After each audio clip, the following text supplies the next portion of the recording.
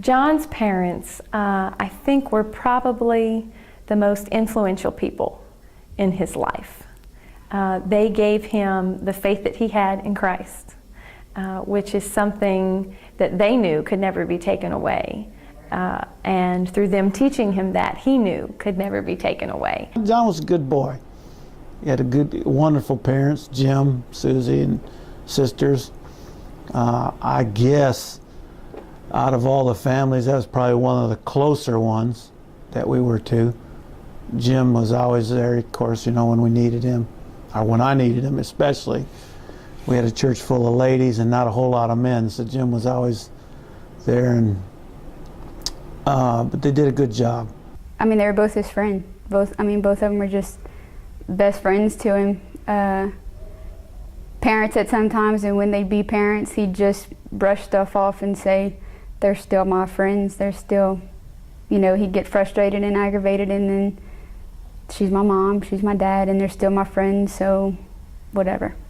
The thing that John said glowingly about his parents was the faith that they had given him in Christ. It was obvious how much he loved his parents. Even when he was avoiding his parents, when you'd see him on the phone with him, he still he lit up, and you could hear it in his voice, and he was comfortable when he was talking to them, and he felt at ease when he was talking to them, and especially when you saw him with them, when they were there and he was with them, you could just see it. There was such a cerebral connection between his parents and him, and I guess a spiritual thing, and you could tell that their lives had been so intertwined for always that it was never there was never a separation in their lives. It was never where his parents did things away from him and left him by the wayside. I guess how parents today, a lot of parents today will take a vacation, leave the kids behind and get away. Parents today do things for themselves. Well, I think his parents, which is a lot like mine, which is why our relationship was so similar, our parents had always lived to give us everything that we needed, and everything that we wanted as kids, and everything we wanted as children, everything we needed as children. You could tell he never doubted how much his parents loved him. He always knew that they were going to be there for him, and that they loved him always, and that nothing could ever change that. And even when we the weak sheep get led astray, we always knew that our parents were the a strong thing that we could always fall back to, that we always had that kind of safety net. And when he had problems, he would ask me for advice about mundane, stupid things, because that's pretty much what I'm good at, is mundane, stupid things. But when he needed serious advice, he didn't hesitate to call his mom or his dad, or his sisters for that matter. That's how I knew he relied on them and he loved them so much. And he told them. He went into school one day, Dr. Provost's class, and sat down and just kind of slumped over in the chair, she told me, and said, "Dr. Provost, I just don't think my parents love me anymore."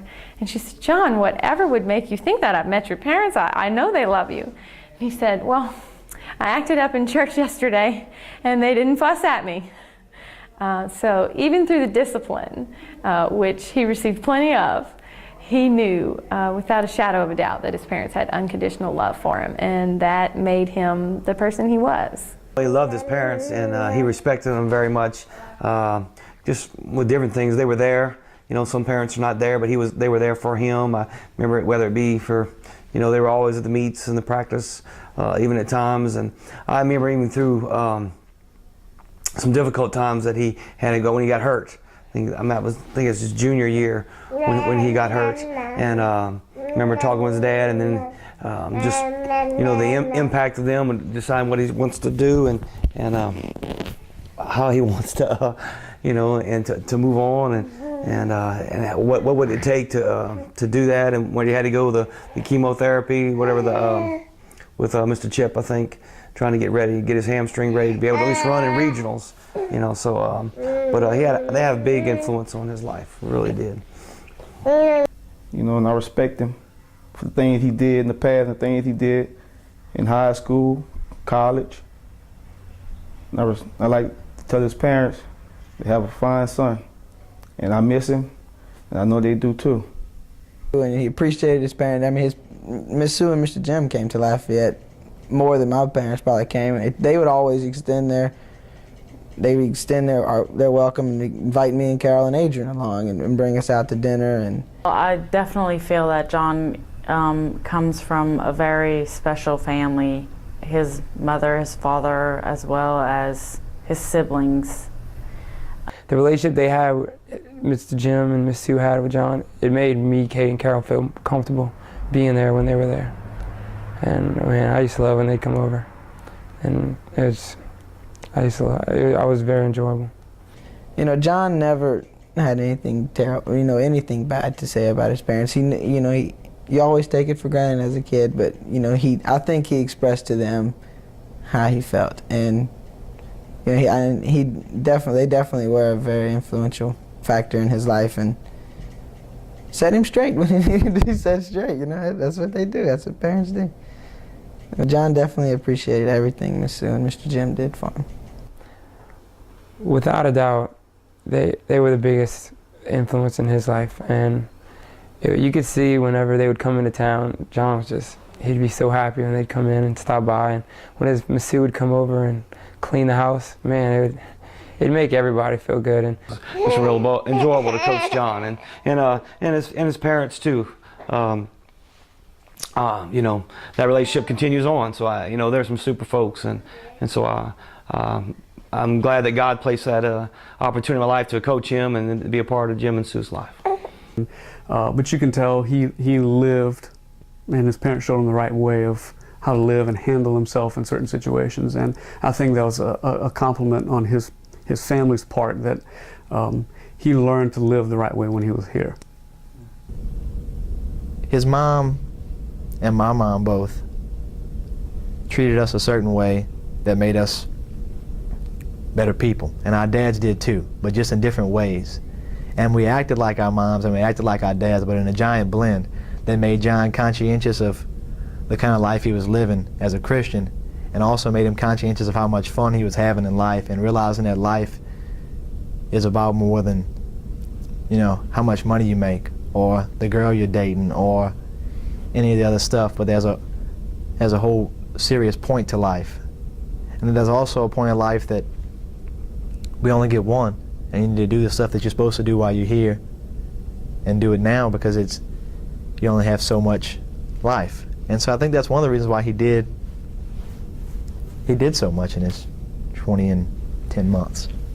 Especially having the track meet, that's an honor in itself. Sad that it had to come that way, but it's still a great honor to him and his parents and his family, every one of y'all. I've always kind of wanted to have a special name for the track meet, and it was just quite fitting to have that. I think he did work hard, but he put us out there a little bit on the map for sure, and was real proud to do that. And he was a good kid, and and came from good family, so it was just kind of a perfect thing to do. One thing I noticed about John was that God played a very important role in his life. He had a great family and a great support system, and he wasn't ashamed to show that he was a man of God and that he loved God, and that was a part of him that he wanted to show everybody.